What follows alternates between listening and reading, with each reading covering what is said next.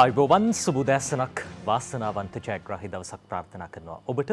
ඔබ එකතු වෙන්නේ 7 වෙනි පැය සමකින්. අද දිනය දේශපාලන ඉතිහාසයේ අලුත් යුගයක් නිර්මාණය කරන දිනයක් බවට පත් වේවි කියලා බොහෝ දෙනෙක් විශ්වාස කරනවා. ඊට හේතුව ඔබ අප හැම දිනෙකම මේ මොහොත වන විටත් දන්නවා බැසිල් රාජපක්ෂ මැතිතුමන් අද දවසේදී පාර්ලිමේන්තු මන්ත්‍රීවරයෙකු වශයෙන් දිවුරුම් දෙන්නට නියමිතව තිබෙනවා. ඉතින් ශ්‍රී ලාංකේය දේශපාලනයේ ඉදිරි ගමන් මඟ කොයි ආකාරයෙන් වේවිද පක්ෂ විපක්ෂව විවිධ අදහස් මතවාද නැගෙනවා. මේ සියල්ලටම පිළිතුරු ලබා දෙන්නට අපි අද දවසේදී සූදානම්. ඒ සඳහා සුදුසුම පුද්ගලයන් දෙපළක් අද අප 7 වෙනි පැය මැදිරියට කැඳවා ගත්තා. අපි හඳුනා ගනිමු කවුරුන්ද කියන වක. අද දවසේ අපිත් එක්ක 7 වෙනි පැය මැදිරියට එකතු වෙන්නේ ශ්‍රී ලංකා පොදු ජන පෙරමුණේ මහලේකම්තුමන් පාර්ලිමේන්තු මන්ත්‍රී නීතිඥ සාගර කාර්යවසම් මහත්මයා. සුබ දැසනක් ඔබතුමන්ට. සුබ දැසන. ඒ වගේම අපිත් එක්ක එකතු වෙනවා ආචාර්ය ජගත් වැල්ලවත් මහත්මයා. එතුමන් පිළිබඳව හඳුන්වනකොට ආර්ථික විද්‍යාව මේ විශේෂ ක්ෂේත්‍රය පිළිබඳ හසල දැනුමක් දැන් බොහෝ අත්දැකීම් සහිත කෙනෙක්. ඒ වගේම පහුගිය කාලේ ඉදිරි කාලේ මේ සියල්ල විශ්ලේෂණාත්මකව විමසන්නට සුදුසු කෙනෙක් නිසාවෙන්මයි අද අපි එතුමන්ව 7 වෙනි පැය මැදිරියට කැඳවා ගත්තේ. ආරම්භයක් විදිහට සාගර කාර්යවසම් මහත්මයා මේ විශේෂයෙන්ම දැන් විපක්ෂයෙන් චෝදනාවක් තියෙනවා. දැන් අද දිනේ ඉතිහාසගත වෙන දිනයක් කියලා සඳහන් කළා. දැන් ඔබතුමන්ලගේ පාර්ශවයෙන් දැන් බොහෝ දේවල් සඳහන් වෙනවා. බැසිල් රාජපක්ෂ මැතිතුමන් එතුමන්ගේ ඉතිහාසය පිළිබඳව ආර්ථික සංවර්ධන අමාත්‍යවරයා වශයෙන් කටයුතු කළා. අසීරුම යුගයක රටේ ආර්ථිකය ඉහළට අරගෙන ගියා. හැබැයි විපක්ෂයෙන් චෝදනාවක් තියෙනවා. දැන් එතුමත් දිවුරුම් දෙන පාර්ලිමේන්තු මන්ත්‍රී දුරයක මේ එතුමන් ආවා කියලා ලොකු වෙනසක් සිද්ධ කරන්න බෑ. මොකද්ද බැසිල් රාජපක්ෂ මහත්මයාගේ තියෙන විශේෂත්වය? දැන් එතුමන් තමයි ඔබතුමන්ලගේ පක්ෂයේ ශ්‍රී ලංකා පොදු ජන පෙරමුණේ නිර්මාතෘවරයා. සාර්ථක ලෙස මහජන එකතුවක් හදලා දැන් රටේ ජයග්‍රාහීම පක්ෂී බවට පත් වෙලා තියෙනවා. හැබැයි විපක්ෂයෙන් තවමත් නැගෙන්නේ අර වගේ චෝදනා. කිසියම් දෙයක් ගැන අපි බලනකොට අපි බලන්න ඕනේ ඒ කාරණේ ඉතිහාසය සහ පසුගිය ක්‍රියාපිළිවෙත ඒ හැම දෙයක් ගැනම බලලා තමයි අපි තීරණයක් ගන්න ඕනේ. අපිට නිකන් ආවට ගියාට අපි එකපාරට කිව්වොත් බැසිල් රාජපක්ෂ මැතිතුමා ආවා කියන්නේ මේ රටේ සියලු දෝෂ බංගයි ප්‍රශ්න විසඳෙනවා කියලා එහෙම තැනක නෙමෙයි අපි ඉන්නේ. නමුත් අපි ඉතිහාසය අරන් බලමු. ඒ කියන්නේ මේ රට විනාශ කරලා තිබිච්ච රටක් නේ. 30 වසරක යුද්ධයකින් සම්පූර්ණ කඩා වැටලා ආර්ථිකය ඍණාගයකට ගිහිල්ලා මේ විනාශ වෙලා තිබිච්ච රටක ආර්ථික සංවර්ධනය තමයි බැසිල් රාජපක්ෂ මැතිතුමා බාරගත්තේ පසුගිය මහින්ද රාජපක්ෂ ජනාධිපතිවරයාගේ රජය යටතේ. එය කොතරම් දක්ෂාන්දමින් කළමනාකරණය කරාද කියන එක අද වෙනකොට ওই විවේචනය කරන අය දන්න. මොකද එතුමා 107කට වැඩි ආර්ථික සංවර්ධන වේගයකට ගෙනිච්ච රටක් තමයි නැවතත් පහුගිය යහපාලනය ඇවිල්ලා කරගන්න බැරුව 2.2 ගානකට පල්ලෙහාට ගෙන ආවේ. ඉතින් ඒක ඒ පහුගිය කාලේ අපිට එතුමාගේ ක්‍රියාත්මක වීම මත ලැබුණු ඒ එක්ස්පීරියන්ස් එකේ මේ ලැබිච්ච අවබෝධය ඒ වගේම තව දෙයක් කියන්න ඕනේ. මං හිතන්නේ එතුමා සමග පහුගිය කාලේ ඉතාම කිට්ටුවෙන් වැඩ කරපු පුද්ගලයෙක් හැටියට මේ පක්ෂය බිහි කිරීමේදී එතුමාට සහාය දීපු පුද්ගලයෙක් හැටියට ළඟම ඉඳගෙන මං හිතන්නේ අපේ ජගත් වැල්ලවත්ත මැතිතුමා ඒ ක්‍රියාදාමයේ ඉතා දැඩිව හිටියා. සම්බන්ධ වෙලා මේ රටේ අලුත් දේශපාලන පක්ෂයකට ඉඩක් නෑ කියන දැඩි මතයක් තියුණ මේ රටේ ජනතාවට. ඒ මතේ තියුණේ අපි දැක්කා ඉතා ප්‍රබල දැවැන්තයෝ පක්ෂ හදලා අපි දැක්කා මුලින්ම චන්ද්‍රිකා කුමාරතුංග මැතිනියත් විජය කුමාරතුංග මහතාත් එකතු වෙලා පක්ෂයක් හදනවා, ශ්‍රී ලංකා මහජන පක්ෂය. නමුත් ඔවුන්ට ප්‍රාදේශීය සභාවක්වත් දිනාගන්න බැරි වුණා. ඒ වගේම තමයි ඊට පස්සේ එක්සත් ජාතික පක්ෂ හිටපු අති දැවැන්ත ප්‍රබලයෝ ටිකක් එකතු වෙලා ගාමිණී දිසානායක ලලිත් ඇතුළත් මේ කියන්නේ දැවැන්ත චරිත පක්ෂ හිටපු එකතු වෙලා රාජාලීය පක්ෂය ගොඩනගනවා. නමුත් රාජාලීය පක්ෂයටත් කවදාවත් ලංකාවේ ප්‍රාදේශීය සභාවක්වත් ජයග්‍රහණය කරගන්න බැරි වුණා. ඉතින් මෙවැනි පසුබිමක් තුල එක පැත්තකින් ජනතාවගේ මතයක් තියුණා අලුත් පක්ෂයක් බිහි කරන්න බෑ කියලා. අනිත් පැත්තෙන් රට කරවන ඇත්තෝ ඒ කියන්නේ ඉතා විවෘත අභියෝගයක් සහ තර්ජනයක් කරා මේ උඹලා අලුත් පක්ෂයක් හදන්න ගියොත් අපි පාරක් ගානේ ඇවිද්දින්න කටයුතු සලස්වනවා කියලා. රටේ රාජ්‍ය නායකයා ප්‍රසිද්ධියේ කිව්ව අලුත් පක්ෂ හැදුවොත් අපි මේ එහෙම කරන අය මේ රටේ පාරක් ගානේ ඇවිද ඉන්න සලස්වනවා කියන තැනකට තරම් තර්ජන මැද්දේ මේ අර නෙගටිව් මයින්ඩ්සෙට් මේ ඍණාත්මක තත්ත්වයක් මැද්දේ එතුමා ඒ අභියෝගේ බාරගත්තා. ඒ පක්ෂය ගොඩනගපු හැටි වසර කිහිපයක් ඇතුළත වසර 2ක 3ක වගේ කාලයක් ඇතුළත වසර 2ක් තුළ ලංකාවේ පළාත් පාලන ආයතන වලින් අති බහුතරයක් ලබා ගත්තා.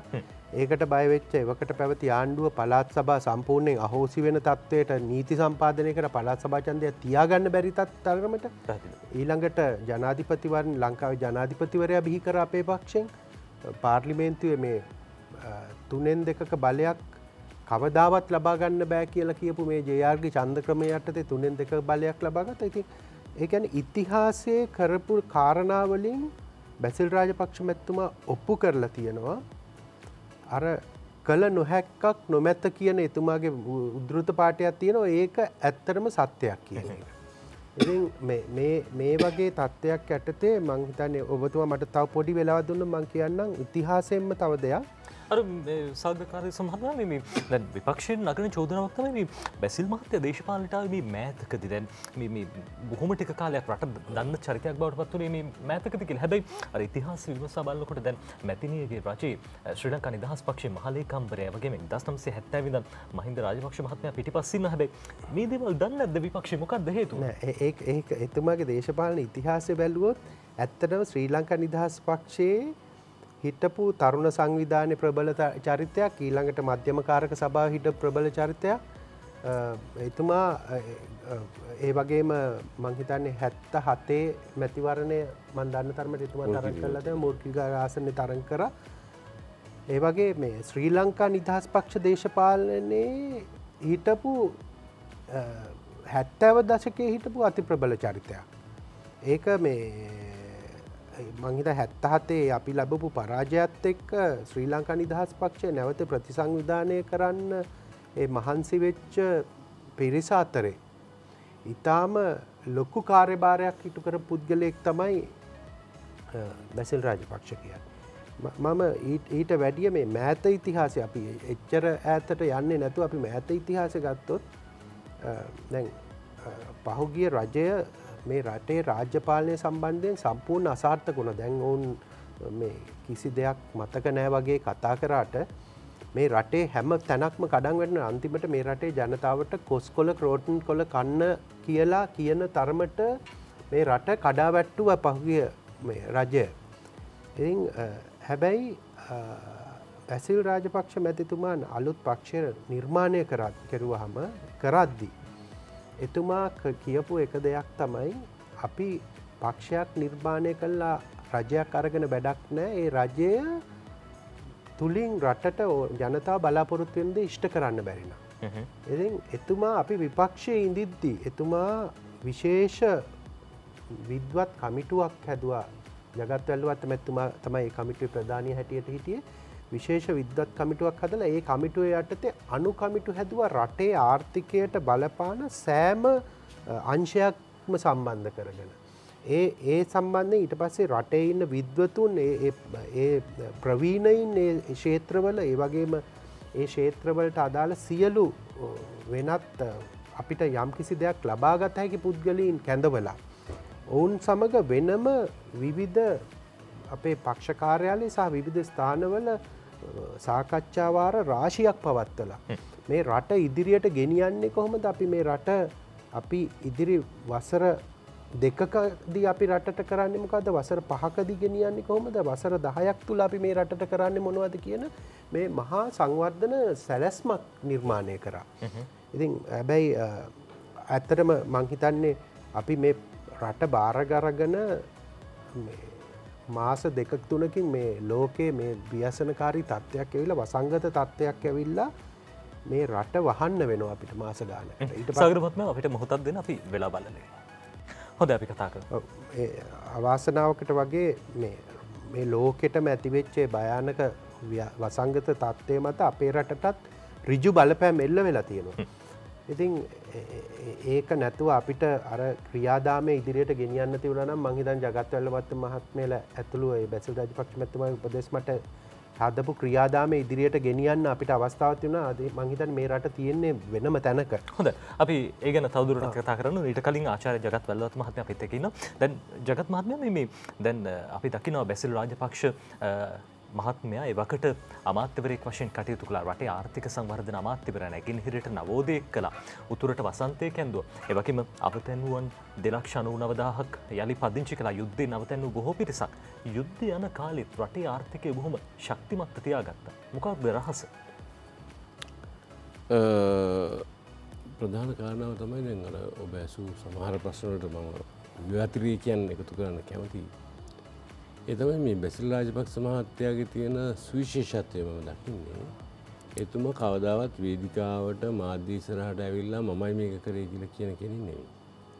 ඉහින විපක්ෂයට ඕන කෙනෙකුට මාධ්‍ය එතුමා කොහෙන්ද පහළ වෙන්නේ කියන වගේ මතයක් තියෙනවා. ඉතින් ඒ වගේම තමයි ඔය යුද්ධය පවතින අවධියේදී අපි ප්‍රධාන වශයෙන් කතා කරපු කීප දෙනෙක් ඉන්නවා. ඒවකට හිටපු හමුදාපතිවරයා, ආරක්ෂක ලේකම්වරයා ආදී වශයෙන්. හැබැයි ඒ වෙලාවේ ඔබ කියනවා වගේ එකක් තමයි ජාත්‍යන්තරය කළමනාකරණය කිරීම. විශේෂයෙන්ම අසල්වැසි ඉන්දියාව. මොකද ඒකට ඉතිහාසයක් තියෙනවා. රජීව් ගාන්ධීගේ මරණයට පෙර එක්තරා අවස්ථාවකදී වඩමාරච්චි මෙහෙයුමේදී ප්‍රභාකරන්ව හෙලිකොප්ටරයක් ඇවිල්ලා අරගෙන යන ඉන්දියාවට. මේක බොරු කතාවක් නෙවෙයි.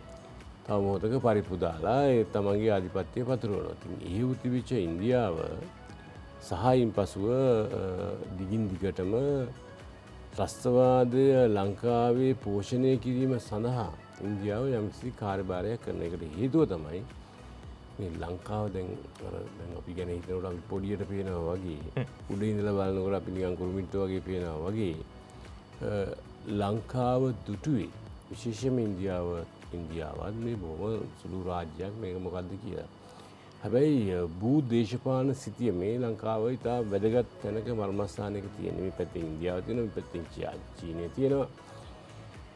ඒ භූ දේශපාලන සිතිය මේ අපිට තියෙන වැදගත්කම නිසාම ඉන්දියාවට ලංකාව වැදගත් වෙනවා. කියන්නේ ලංකාවේ ප්‍රශ්නයක් ඇතිවීමත් ලංකාව ස්වෛරීව නැගිටින්න පිළිබඳ ප්‍රශ්නයක් තිබුණා. ඉතින් මෙන්න මේ අවස්ථාවේදී බැසිල් රාජපක්ෂ මහත්මයා යුද්ධය සම්බන්ධයෙන් ලොකු කාර්යභාරයක් ඉටු කළ බව මාධ්‍යයට නොආවට එහෙම චරිත ඉන්නවා. නොආ දැන් ඉන්දියාවෙත් මොදිගාවේ බඳු උපදේශකයෙක් ඉන්නවා. ඔහු තමයි ඉන්දියාවේ සමස්ත ආර්ථිකය හසුරුවන පුද්ගලයා. මොදි නෙවෙයි අතන. මොදි නෙවෙයි කියන ඔහු නායකයා විදියට.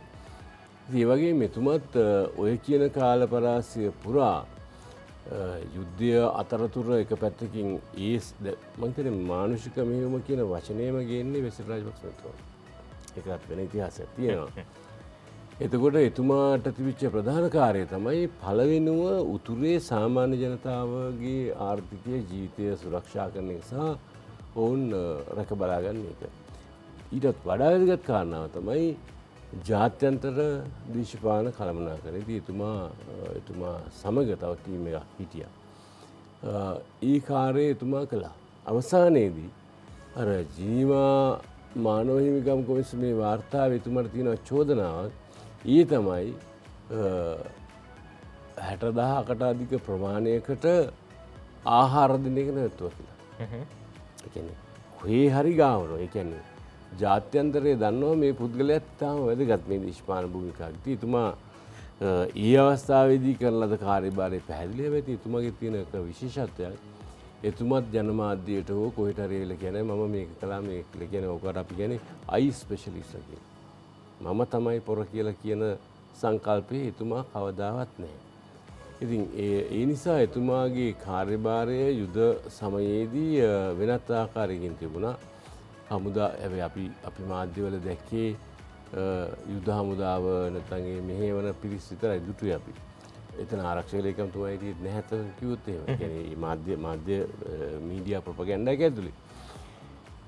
හැබැයි එතුමාලා දෙපළම මේ යුද්ධය කියන කාර්යභාරයේදී තාම නිහඬව තමන්ගේ සේවය කළා. විපක්ෂයට අද තියෙන ප්‍රශ්නය ඇවිල්ලා ඕක නෙවෙයි. විපක්ෂයට ඕනේ මොකක් හරි එතුමාගේ පාර්ලිමේන්තු ආගමනය නවත්තන්න, එතුමා මහ ලොකු වැඩක් නෙවෙයි කියලා කියන්න. ඉතින් ඒවට උත්තර මම හිතන්නේ අදින් පසු හම්බෙන්නේ. පැහැදිලි. දැන් ඒ කාලේ තිබ්බේ අර මානුෂ යුද්ධය. හැබැයි දැන් අපිට මුහුණ දෙන්න සිද්ධ වෙලා තියෙන්නේ කොරෝනා යුද්ධය. කොරෝනා යුද්ධය සාර්ථකව ජය ගන්න කාරණාව අතරදී සාගර මහත්මයා මේ දැන් දිලිදුකම පිටු දැකීම සහ දරිද්‍රතාව තුරන් කිරීම බොහොම විශේෂයි. බැසිල් රාජපක්ෂ මහත්මයා මේ කමිටුවේ ප්‍රධානත්වයේ දරනවා. එතුමන් සෑහෙන සුශාල මෙහෙයක් ඉටු කරන විශේෂම ජනතාව පීඩාවට පත් වුණා මේ කොරෝනාවත් එක්ක බොහෝ දිනෙක නිවසට සීමා වෙලා හිටියා. රැකියාව අහිමි වුණා බොහෝ පිරිසකට. දෛනික වැඩ කටයුතු කරන බොහෝ පිරිසක් හිටියා. මේ පිරිස් වෙනුවෙන් උත්සාහන සලසන්න අති දැවැන්ත වැඩපිළිවෙලක් ක්‍රියාත්මක කළා. ඔව්. ඇත්තටම පළවෙනි වතාවට රට වැහුව වෙලාවේ මට මතක හැටියට එතුමා හිටියා අත්‍යවශ්‍ය භාණ්ඩ බෙදා හැරීමේ ඒ සම්බන්ධ වගකීමක් අරගෙන අපිට මතකයි පළවෙනි වතාවේ රට වහපු වෙලාවේ මේ රටේ ඒ කළමනාකරණය වෙච්ච හැටි ඒ බඩු භාණ්ඩ බෙදා හැරීම, ආහාර බෙදා හැරීම වගේ විවිධ කටයුතු සම්බන්ධයෙන් ඒ වෙලාවේ ජනතාව ඇත්තටම ලොකු ප්‍රසාදයකින් කතා කරා. ඉතින් මේක මෙතෙන්දි වෙලා තියෙන එක ප්‍රශ්නයක් කියන්න. මේක මේ ඇත්තටම මේ අපේ රජයට මේ කාරණේ ඉදිරියට යන්න අතිගරු ජනාධිපතිතුමා, ගරු අග්‍රාමාත්‍යතුමා මේක දැඩි දුෂ්කර වෙහෙසකර කාර්යයක නියැලෙනවා. නමුත් මෙතෙන්දී එක ලොකු ප්‍රධාන බාධකයක් තියෙනවා. ඒක තමයි මේ ඒතුමන්ලාට අවශ්‍ය ඒ සහයෝගය අනිකුත් ඒ සහයෝගය දිය යුතු නිලධාරීන්ගෙන් සහ විවිධ කොටස් වලින් ලැබෙනවාද කියන ප්‍රශ්නය යම්කිසි දුරකට තියෙනවා. මොකද ඒක වෙලා තියෙන්නේ පසුගිය රජය විසින් රජයේ නිලධාරීන්ගේ පිටකොන්ද කඩලා දැම්මා. අපිට මතකයි හිටපු ජනාධිපති ලේකම්වරයාවයි හිටපු ටෙලිකමියුනිකේෂන් රෙගියුලේටරි අතර විද්‍යුත් සංදේශ නියාමන කමිෂන් සභාවේ හිටපු අධ්‍යක්ෂ ජෙනරාල්තුමාවයි මේ සිල් රෙදි වගයක් බෙදුවා කියන හේතුව උඩ ගිහිල්ලා හිරබත් කන්න සැලසුවා. නමුත් පසුව ඒක කොච්චර මම දන්නේ දැන් එතුමන්ලාව නිදොස් කොට නිදහස් කරනු ලැබුවා පසුව ඉහළ අධිකරණයක් විසින්. නමුත් ඒ පසුගිය රජය සාර්ථක වුණා මේ රටේ සියලු රාජ්‍ය නිලධාරීන් ගෙනහිල්ලා ඔවුන්ට තර්ජනය කරලා බය ගන්නලා ඔවුන්ගේ මේ අභිමානය නැති කරලා ඔවුන්ට අර FCID සමහර තැන්වල රාජ්‍ය නිලධාරීන් අපිත් සමග කියලා තියෙනවා. ඒ කාලේ වැඩ කරනවට වැඩිය කරේ උදේට වැඩට ඇවිල්ලා FCID එකට ගිහිල්ලා හවසට ගෙදර එන එක. මගේ ආයතන ලේකම්තුමා නිලධාරී කියනවා 33 පාරක් යනවා. ඒක තමයි. අර ඔය කාරණා බොහොම පැහැදිලි මේ සාගරකාරය මහත්මයා. අර ජනාධිපතිතුමන් ජනපති ගම සමග පිළිසඳර වැඩසටහනට ගියාම බොහෝ නිලධාරීන් අහන්නේ ජනාධිපතිතුමා අපිට චක්‍රලේඛිත තාම ආවේ නැහැ. ඔය අවස්ථාවේ තමයි ජනාධිපතිතුමා කියන්නේ මේ චක්‍රලේඛ අවශ්‍ය නැහැ. මේ මං කියන්නේ රටේ ජනාධිපතිතුමන් කියන්නේ. ඒ දේවත් කරන්න බැරි නම් වැඩක් නැහැ කියන කාරණා. නෑ ඒකයි මේ රටේ මේ රට වෙනුවෙන් වැඩ කරන්න කැමැත්තෙන් හිටපු ජනතාවගේ සම්පූර්ණ කොඳුනාරටිය කඩලා දැම්ම පසුගිය රජය. ඒක කරපු විශාල වරදක්. ඒ රජය විසින් සිදු කරපු විශාල වරදක්. නමුත් ඒකට වන්දි ගෙවන්න වෙලා තියෙනවා අද විශේෂයෙන්ම ජනාධිපතිතුමාටත් අගමැතිතුමාටත්. මොකද ඔවුන් බලාපොරොත්තු වෙන ඒ සහයෝගය නිලධාරීන්ගෙන් ඔවුන්ට ඒ ආකාරයෙන්ම ලැබෙනවාද කියන ප්‍රශ්නේ තියෙනවා. ඉතින් මං හිතන්නේ මේ අවස්ථාවේදී බැසිල් රාජපක්ෂ මහතාගේ ආගමනය සුවිශේෂී වෙන්නේ ඒ කාරණයක් තමයි එතුමා මේ පරිපාලන කටයුතු වලදී සහ නිලධාරීන් හසිරවීමේදී ඉතා සුවිශේෂී දක්ෂතාවයක් ඉතිහාසින් නම් පෙන්නුම් කළ පුද්ගලයෙක්. ඉතින් මං හිතන්නේ මේ අවස්ථාවේදී විශේෂයෙන්ම මේ රාජ්‍ය සේවය නැවත යම්කිසි ප්‍රාණයක් ලබා දීමට එතුමාගේ ආගමනය ඉතාම ලොකු පිටුවහලක් වෙයි කියන මතේ අපි ඉන්නවා. බැසිල් රාජපක්ෂ මැතිතුමන් දැන් විශේෂම ශ්‍රී ලංකා පොදු ජන පෙරමුණේ ජාතික සංවිධායකතුමන් අර ජාතික සංවිධායකවරයෙක් කියන්නේ එච්චර සුළුපටු ලෙහෙසි තනතුරක් නෙමෙයි. අපි දැක්ක දැන් සාර්ථකව පළාත් පාලන මැතිවරණ ජයග්‍රහණය කරනවා. පළාත් පාලන ක්ෂේත්‍රය අර ප්‍රතිසංවිධානය කරනවා කියන්නේ බොහොම අමාරු අසීරු කටයුත්තක්. ඊට පස්සේ දැන් ජනාධිපතිවරණය වගේම පාර්ලිමේන්තු මහමැතිවරණ මේ හැම කටයුත්තකදීම ජාතික සංවිධායකවරයා ඇතුළත් මේ කටයුත්ත කොහොමද සිද්ධ වෙන්නේ? බොහොම බාරදූර කටයුත්තක්. ඒකනම් ඒ ගැන මං හිතන්නේ අපිට වෙනම කවදාහරි අපිට ඒ ගැන පොත් ලියත හැකි. ඒ කියන්නේ ඒ කැපවීම පුද්ගලයෙක්ට එච්චර කාර්යභාරයක් කරන්න පුළුවන්ද, එච්චර කැපවීමක් කරන්න පුළුවන්ද, එච්චර එපමණ වැඩ කොටසක් කරන්න පුළුවන්ද කියන එක ඇත්තට මම පුදුම වුණා. මොකද මම දිගින් දිගටම මේ මහින්ද රාජපක්ෂ ජනාධිපතිතුමාගේ රජයේත් විවිධ තනතුරු දැරුවා, සංවිධායකවරයෙක් හැටියට හිටියා. ඒ දේවල් කරාට මම ඒ කාලේ බැසිල් රාජපක්ෂ මැතිතුමා සමග එතරම්ම කිට්ටුවෙන් වැඩ කළා තිබුණේ නැහැ. නමුත් මේ නව පක්ෂය පිහිටුවට පස්සේ මට එතුමා ළඟින් ඉඳන් ගොඩක් එතුමාට සහයෝගය දෙන්න අවස්ථාවක් ලැබුණා. මං හිතන්නේ ඒක වාසනාවක්. ඒ වගේ අත්දැකීමක් පුද්ගලයෙක්ට ජීවිතේ ලැබීමත් වාසනාවක්.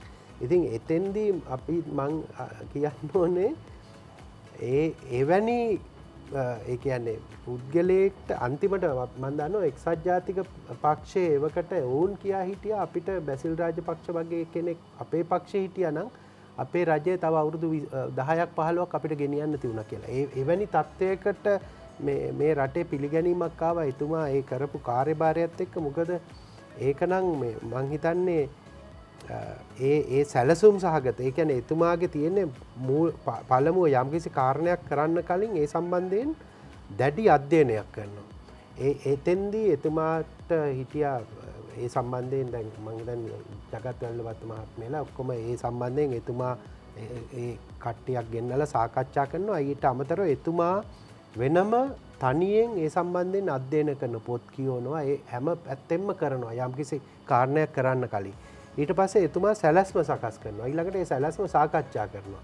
ඒ සැලැස්ම සාකච්ඡා කරලා ඒකේ අඩුපාඩු තියෙනවද කියන එක ගැන ඒ අවශ්‍ය මේ දැනුම ලබා ගන්නවා. ඊට පස්සේ සැලැස්ම නියම විදිහට සකස් කරාට පස්සේ ඒ සැලැස්ම ක්‍රියාත්මක කිරීම සඳහා බාර දෙනවා. ඒ සැලැස්ම ක්‍රියාත්මක කිරීමට බාර දීලා ඒ සම්බන්ධයෙන් කරන පසුවිපරම මේ සම්පූර්ණ ක්‍රියාදාමය මම දන්නේ පුද්ගලයෙක් හැටියට එතුමා කරපු ආකාරය ඒක හරිම මේ පුදුම සහගතයි. අර උතන්දී අර මේ සතුරා ගැන විශ්ලේෂණය කරන්න ඕනේ, සතුරාගේ තරම දැනගෙන ඉන්න ඕනේ හැමදේම.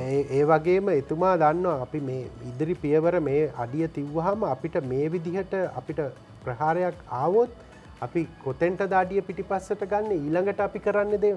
ඒ කියන්නේ එතුමා ඒ සැලැස්මේ එතුමා යන ඒ දුර ඒ කියන්නේ පුද්ගලයෙක් හැටියට ඊතරම් ඒ කියන්නේ එතුමාගේ ඒ ඔළුව තුල මැවෙන රූපය ඒක අපිට සමහර වෙලාවට අපි පුදුමයටපත් වෙනවා ඒක කොහොමද එතුමා කරන්නේ කියලා.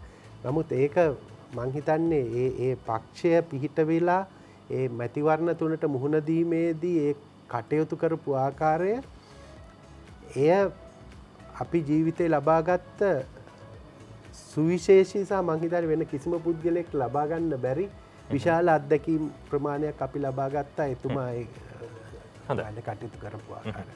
අර බැසිල් රාජපක්ෂ මැතිතුමන් පිළිබඳව සඳහන් කරනු දැන් මහින්ද රාජපක්ෂ ජනාධිපතිතුමන්ගේ යුගයේදී එතුමන් ආර්ථික සංවර්ධන අමාත්‍යවරයා දිවිනයගම සංවර්ධන දෙපාර්තමේන්තුව රටේ අර පුංචිම පහළම තැනට ගිහිල්ලා ආර්ථිකය පිළිබඳව කටයුතු කරන හසුරුවන් එතුමන් බොහෝ වෙහෙසක් මහන්සියක් දරුවා. තව බොහෝ දේ කතා කරන්න තියෙනවා. ඊට කලින් අපි සූදානම් විරාමයක් ලබා ගන්න.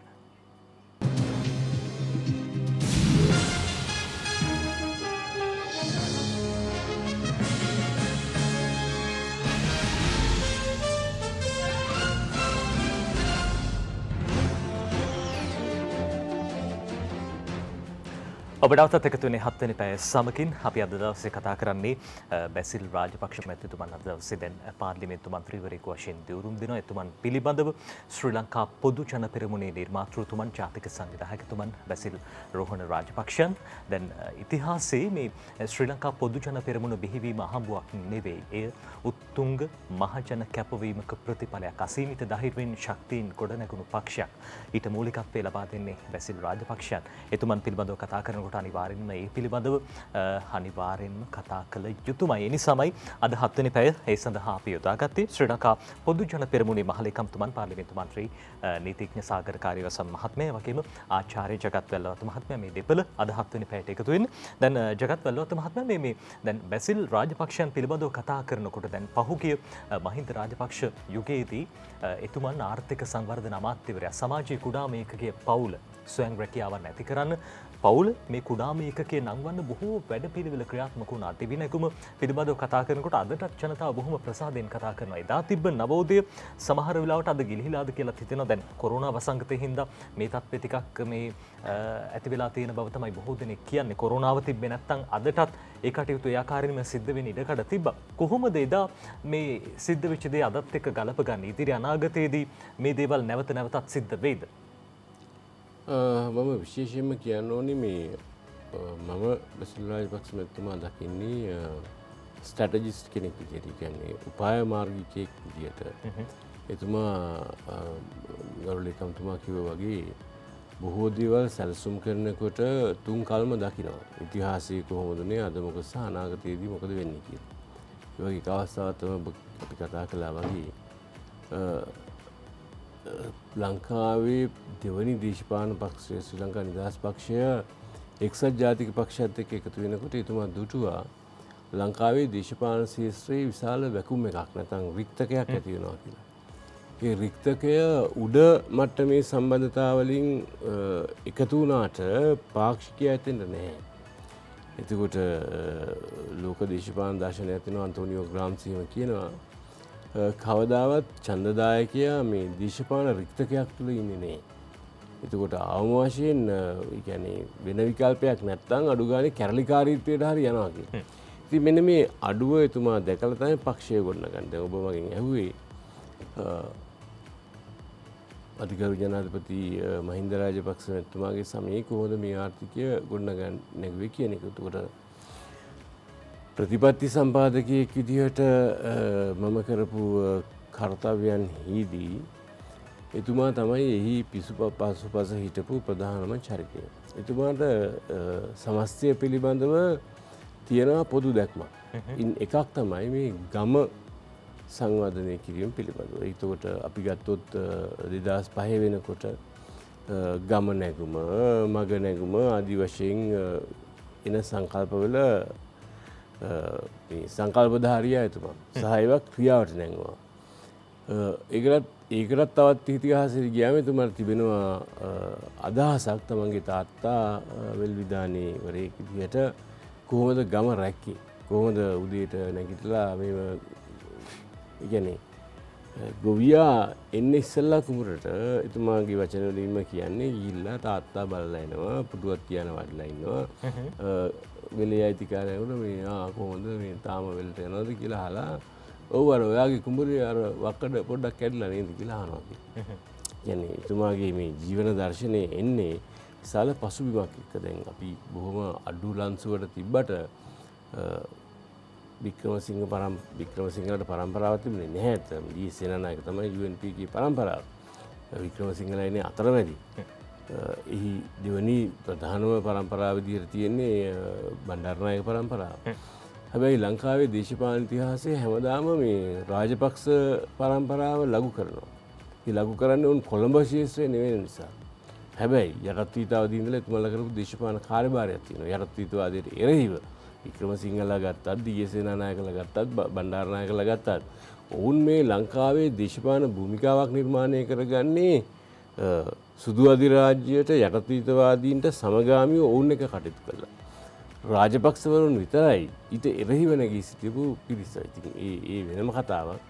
ඉතින් ඒ වගේම එතුමා ඔය ගම දියුණු කරන්න ඕනේ කියන එක වගේම ඊළඟට එතුමාට තිබිච්ච එක තමයි ගමේ යටිතල පහසුකම් දිනු කරන ඕන කියලා. ඊටත් වඩා වර්තමානයේ පොදු ජන පෙරමුණ හදනකොට එතුමාගේ ප්‍රතිපත්තිය උනේ ඉස්සෙල්ලා පුද්ගලයා, පවුල, ඊට පස්සේ ගම සංවර්ධනය කළා තමයි රට හදන්න ඕනේ කියලා. එතුමා රටෙන් පටන් අරගෙන ජාත්‍යන්තරයෙන් පටන් අරගෙන ගමට යන්නේ නැහැ. ඒ ප්‍රතිපත්තිය එතුමාගේ ජීවිතය පුරාම පවතින දෙයක්. අදත් එහෙමයි. ඉතින් ඒ නිසා එතුමා ඔය මහින්ද රාජපක්ෂ යුගයේදී පාර්ලිමේන්තුවට පැමිණලා ආර්ථික සංවර්ධන ඇමතිවරයා වුණාම එතුමන් කළේ ගම හදන එක, පවුල හදන එක. කොහොමද මේ පවුලකට ආර්ථික ශක්තිය දෙන්නේ කියන එක. ඔබ ඇසුවා වගේම අදත් එයින් නැගිටිච්ච පවුල් අතිවිශාල සංඛ්‍යාවක් ඉන්නවා. අඩුම ගානේ දැන් මෙහෙමනේ දැන් පවුල ගොඩනගනවා කියනකොට එතුමා කියන්නේ ස්වාමිපුරුෂයා ඉන්නවා. ඒ වගේම භාර්යාව ඉන්නවා. ලංකාවේ කාන්තා ශ්‍රම බලකායෙන් 50%කට වඩා වැඩි ප්‍රමාණයක් ඉන්නවා නිලීන ශ්‍රමයේ විදියට. ගෘහය ඇතුලේ ගෙදර වැඩ කරනවා ආර්ථිකමය කාර්යයට සමුදායකත්වයක් සපයන්නේ නැති. ඉතින් එතුමා ඒ කණ්ඩායමට හැදුවා ආර්ථික ක්‍රියාදාමයන්. උදාහරණයකට හඳුන්කුරු නිෂ්පාදනය කිරීම. තාමත් එතුමා කියන්නේ කිසිම විදියකට පිටරටින් හඳුන්කුරු ගෙන්නන්න එපා. මොකද ඒක මං ඉස්සරහා කියලා තියෙනවා. ඕන දෙයක් කරන්න හඳුන්කුරු ගෙන්නන්න එපා. මොකද ඒක ලංකාවේ ගෘහස්ත කර්ම මේ කණ්ඩායම පහන් තිර හදන එක. පහන් මේ තැනටි පහන් නිෂ්පාදනය වගේ හැම ගෙදරකටම අවශ්‍ය ආර්ථිකයක් හැදුවා. ඊළඟට ගෙදරක් ඇතුළත ගත්තයන් පස්සේ මිරිස් ගහක් වවාගෙන ඉතින් කරපිංච ගහක් හදාගත්තා. අඩු ගානේ ජීවන වියදමෙන් යම් තාක් දුරකට සහනයක් තියෙයි. ඒ වගේ මේ දිවිනැගුම තමයි මම හිතන්නේ ළඟදී ඇමරිකාවෙත් එක්තරා සංවිධානයක ප්‍රසාදයට මේ ව්‍යාපෘතිය ලක්ුණා. මොකද ලංකාවේ ක්‍රියාත්මක වෙච්ච ඉතාම සාර්ථකව සාධනීයම ව්‍යාපෘතිය ජනසවිය සමෘද්ධියට වඩා මේ දිවිනැගුම කියලා ඒක සත්‍යයක්. ඉතින් එතුමා ඒ නිසාම දැන් මම කියන්නේ අධිපති මතවාදී තලයේදී දැන් බොහෝ දේශපාලනඥයින් බලන්න ආණ්ඩු පක්ෂයේ වේවා විපක්ෂයේ වේවා මාධ්‍යයට ඇවිල්ලා ආණ්ඩුවේ පතුරු ගලවනකොට වුන් හිතනවා අපි තමයි පොරවල් කියලා. ඒක තමයි ඇත්තට වෙන්නේ. ආණ්ඩු පක්ෂයත් එක්ක ඉන්නවා. හැබැයි විවේචනය කරන ආණ්ඩුව. ඒ කියන්නේ විපක්ෂය කරන ඕන කාර්යභාරය කරන. හැබැයි විපක්ෂයේ සදනතු ඉන්නවා. ඒ වගේම තමයි මේ බැසිල් රාජපක්ෂ ආගමනය පිළිබඳවත් ඒ බඳුම කතිකාවක් තියෙනවා. ඒක හොඳයි. මම කියන නෙගටිව් කැම්පේන් කරනවා කියන්නේ. හොඳයි. පාර්ලිමේන්තු මන්ත්‍රීතුමා දැන් විශේෂයෙන්ම දැන් මේ දවස්වල පාර්ලිමේන්තුවේ දැන් ඊයේ දවසෙත් වාද විවාද පැවතුණා. ඔය අතරෙදිත් බැසිල් මහත්තයා ගැන බොහෝ දේවල් කතා වුණා. හැබැයි මේ දැන් අපි දකිනවා දැන් එක්සත් ජාතික පක්ෂත් පාර්ලිමේන්තුව නියෝජනය කරන මන්ත්‍රී ආසනය පුරවගෙන ඉන්නේ. දැන් මේ ගොඩනැගෙන අභියෝගයන් එක පක්ෂයක් විදිහට කොහොමද ඉස්සරහට යන්නේ? දැන් විපක්ෂයෙන් නැගෙන ප්‍රබලම චෝදනාවක් තමයි දැන් ජනාධිපතිතුමා පත් වෙලා දැන් අවුරුදු 2කට වැඩි මේ කාලය තුල විශේෂයෙන්ම රටේ සංවර්ධනය කියන කාරණාව පිළිබඳව කතා කරනකොට සංවර්ධනයේ එච්චර ප්‍රගතියක් නැහැ. කොරෝනාව හරියට පාලනය කරන්නේ නැහැ, මර්ධනය කරන්නේ නැහැ. දැන් විපක්ෂය මේ කාලේ බලේ හිටියනම් කොරෝනාව මර්ධනය කරයිද? මොකක්ද ඇති වෙන තත්ත්වය? අර කාලේ වැරදි. මුලින් කියන්න ඕනේ ජනාධිපතිවරයා පත් වී වසර 2ක් වුණෙත් නැහැ තාම. පාර්ලිමේන්තුව පත් වෙලත් මං හිතා මාස 10ක් වගේ කාලයක් මේ වෙනකොට ගත වෙලා තියෙනවා. ඉතින් මේ අනිත් එක තමයි මේ රටේ ඉතිහාසයේ පසුගිය ඉතිහාසයේ මෑත ඉතිහාසයේ මේ රට විතරනේ මුළු ලෝකයේම සමස්ත මානව වර්ගයා මුහුණ දුන් භයානකම ඛේදවාචකයේ ඉදිරියේ අපි මේ ඉන්නේ.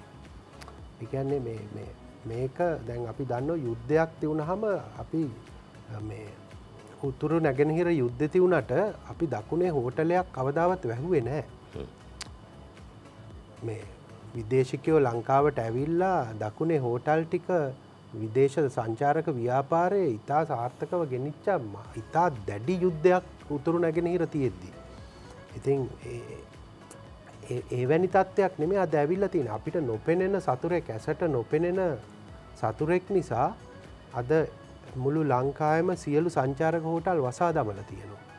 එහෙම නැත්නම් ඒවා නිරෝධායන මධ්‍යස්ථාන බවට පත් කරලා තියෙනවා. මේ වගේ මේ රටේ ආර්ථිකයට ඒ කියන්නේ මං කියන්නේ මේ 30 වසරක යුද්ධයෙන්වත් නොකාපු පහරක් අපි මේ අවස්ථාවේදී අපිට එල්ල වෙලා තියෙනවා.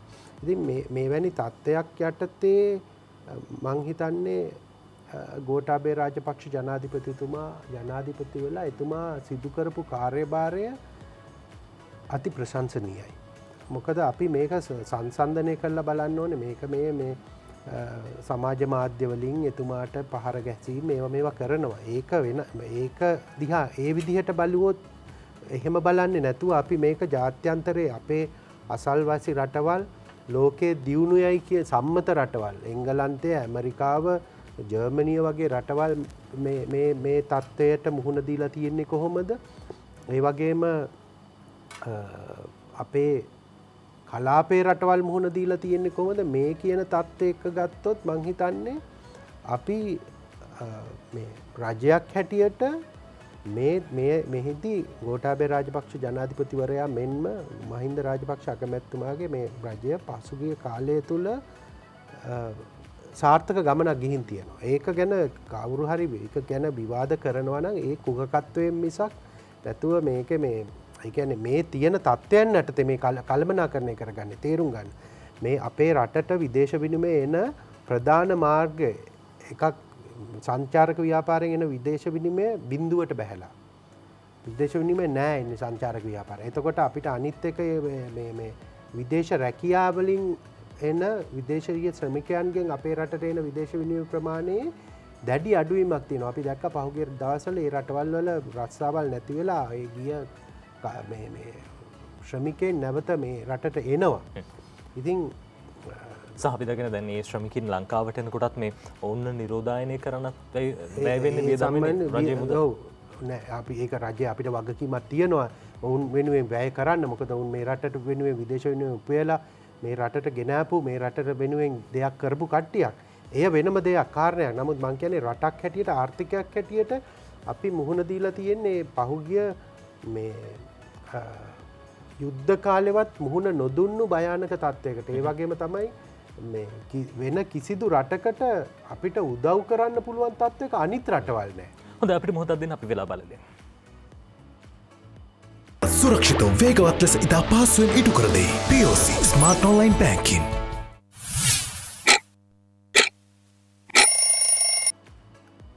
හොඳයි අපි කතා කරමු. ලෝකේ අනිත් රටවලුත් දැන් මේ යුද්ධය කරන අවස්ථාවේ හරි අනිත් වෙලාවක අපිට අපේ හිතවත් රටකින් ආධාර උපකාර උදව් ඉල්ලන්න පුළුවන්. දැන් මේ වෙලාවේ ලෝකේ අනිත් රටවලුත් මේන් බැටකමින් තියෙනවා. ඔවුන්ගේ ආර්ථිකයනුත් ඔවුන්ට පරීක්ෂා කරගන්න. ඒ වගේ මේක ලෝකයේ ඇතිවෙච්ච සුවිශේෂී තත්ත්වයක්. නමුත් මේ තත්ත්වය කළමනාකරණය කරගන්න මෙතෙක් අප රජය දැක්වූ දායකත්වය. ඒ කියන්නේ මේ රටේ කිසිදු පුද්ගලයෙක්ට මේ දැන් අපි දැක්ක අපේ අසල්වැසි ඉන්දියාව මේ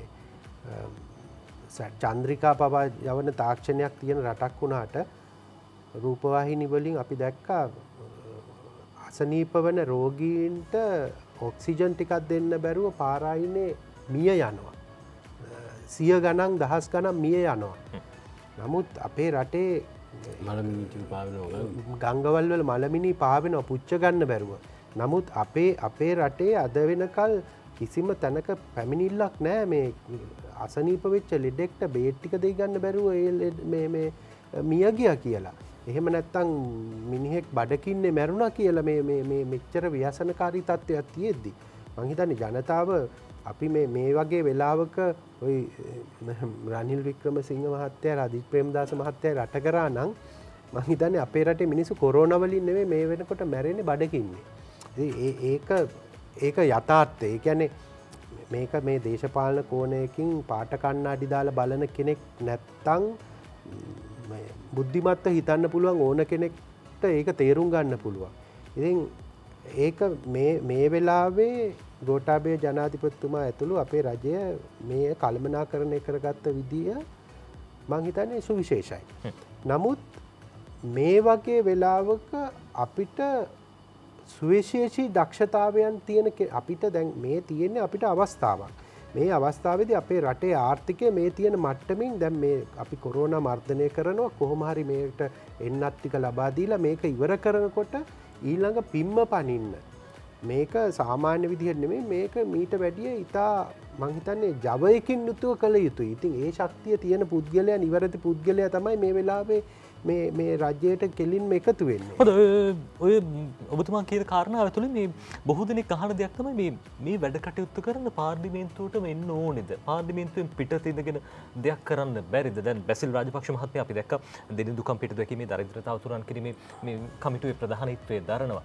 එතකොට ඒක විතරක් තිබ්බොත් මදිද? පාර්ලිමේන්තුවට ඇවිල්ලා විශේෂ ජවයක් අර ඔබතුමන් කිව්වා වගේ ලැබෙනවද? මොකද තත්ත්වය? එතෙන්දී මම ඔබතුමාට මම මේ දේ කියනකොට සමහරක් විට මට ලොකු විවේචන එල්ල වෙන්න පුළුවන්. නමුත් කිව යුතු දේ කියන්න ඕන තැන කියන්න ඕනනේ. දැන් පහුගිය කාලේ කැබිනට් මණ්ඩලයේ දැන් කැබිනට් මණ්ඩලයනේ රට කරවන තැන ජනාධිපතිතුමා සහ කැබිනට් මණ්ඩලය තමයි රට කරවන්නේ. ඒක තමයි අර මේ රනිල් වික්‍රමසිංහ මැතිතුමා පාර්ලිමේන්තුවට පළවෙනි දවසේ කරේ රට කරන්න ඕනේ කැබිනට් මණ්ඩලය. ඉතින් කැබිනට් මණ්ඩලය රට කරවන තැන පසුගිය කාලේ සිදුවෙච්ච දේවල් සම්බන්ධයෙන් අපි පක්ෂයක් හැටියට ඉන්න සන්තෝෂෙන් නෙමෙයි. ඒ කියන්නේ එතෙන්න තිබුණා මේ කල්ලිවාදයක්. එතකොට ජනාධිපතිතුමා ගෙනහැල්ලා මේ කැබිනට් මණ්ඩලයේ යම්කිසි මේ පනත මොකක් හරි කැබිනට් පත්‍රයක් ගෙනහැල්ලා යම්කිසි දෙයක් කැබිනට්ටුවෙන් සම්මත කරගත්තට පස්සේ කිසියම් පිරිසක් එළියට ගිහිල්ලා එළිය වෙනම පුවත්පත් සාකච්ඡාවක් තියලා කැබිනට් මණ්ඩලයේම සමාජිකයෝ කියනවා නෑ කැබිනට් මණ්ඩලය එකඟ වුණාට අපි එළියට ආවම විරුද්ධයි. එතෙන්දී අර සාමූහික වගකීම නෑ. ඒක තමයි. එතන ඒ වගේ මෙතන මේ යන මහා විශාල දැවැන්ත ගමනක් යන්න ආපු ගමන යම්කිසි තැනකදී කකුලෙන් අදින්න උත්සාහ දැරීමක් තියනවාද කියන ප්‍රශ්නේ අපිට ආවා. ඉතින් මං හිතන්නේ මේකට දෙන්න පුළුවන් හොඳම විසඳුම තමයි බැසිල් රාජපක්ෂ වැනි පුද්ගලයෙකු ගිහිල්ලා මෙතන ඇතුළටම ඉන්න එක තමයි අපි දකින්නේ මේකට කරන්න පුළුවන් හොඳම පිළිතුර හැටියට. මොකද මේ අපි මේක තේරුම් ගන්න ඕනේ මේක වෙන මේ රටේ දේශපාලනයේ සුවිශේෂීත්වයක් දන්නවා මේ රාජපක්ෂ සහෝදරවරු. ඔවුන්ගේ සහෝදර ඒ කියන්නේ දැන් අපි මේ රටේ දේශපාලනට ආපු පවුල් දැක්කනේ. නමුත් ඒ කිසිම පවුලක සහෝදර සහෝදරියෝ එකට නැන්නේ. අපි බණ්ඩාරනායක පවුල ගත්තත් අනුර බණ්ඩාරනායක එක තැනක වාඩි වෙනකොට චන්ද්‍රිකා කුමාරතුංග මැතිණිය වැඩුණේ තව තැනක. සුනේත්‍රා මේ බණ්ඩාරනායක මැතිණිය තව තැනක. ඉතින් මේ රටේ දේශපාලන පවුල් ගත්තොත් නම් වශයෙන් කියන්න ඕන ඔබ දන්නවා ඔය දකුණු පළාතේ සුප්‍රසිද්ධ ඔය වගේ පක්ෂ හතරක තමයි සහෝදරවරු හතර දෙනා මේ ඉන්නේ. ඒ වගේ මේ අපේ රටේ දේශපාලනයේදී මෙවැනි මේ වගේ තත්ත්වයන් නමුත් මේ රාජපක්ෂ පවුල කියන්නේ ඒ සුවිශේෂී බැම්මකින් බැඳිච්ච පවුලක්. ඉතින් ඒකම තමයි ඔවුන්ගේ ශක්තිය. ඔවුන් 2005-2014 කාලය තුල මේ රටේ සාර්ථකත්වයට හේතුවත් ඒක. ඒ ඔවුන් එකිනෙකා කෙරෙහි ඔවුන්ගේ ඇති ගෞරවය සහ එකිනෙකාගේ කාර්යයන් වලට ඔවුන් විසින් ලබා දෙන ශක්තිය. ඒක තමයි ඔවුන්ගේ ශක්තිය වුණෙත් ඒ ශක්තිය තුළින් රටේ ශක්තිය බවට පත් වුණෙත් එය. ඉතින් මං හිතන්නේ මේ නැවතත් මේ සිදුවෙන්නේ ඒ සිදුවිය යුතුම දෙය. ඒ කියන්නේ ඒ අවශ්‍ය ශක්තිය මං හිතන්නේ බැසිල් රාජපක්ෂ මැතිතුමා එළියේ ඉඳන් ඒ ශක්තිය ලබා දෙනවට වැඩිය ඇතුළටම ඇවිල්ලා ඒ ශක්තිය ඍජුව ලබා දීමට ගත් තීරණය මං හිතන්නේ මෙය අනිවාර්යයෙන්ම අපි බලාපොරොත්තු වෙනවා මෙය ශ්‍රී ලංකාවේ මෑත කාලයේ අපේ මේ ආර්ථිකයේ සුවිශේෂී හැරවුම් ලක්ෂයක් බවට පත් වෙයි කියන බලාපොරොත්තු විශ්වාසය අපේ තියෙනවා. හොඳයි. අපිට මොහොතක් දෙන්න අපි සූදානම් විරාමයක් ලබා ගන්න. විරාමයෙන් පස්සෙත් එකතු වෙමු. 7 වෙනි පැය සමගින්.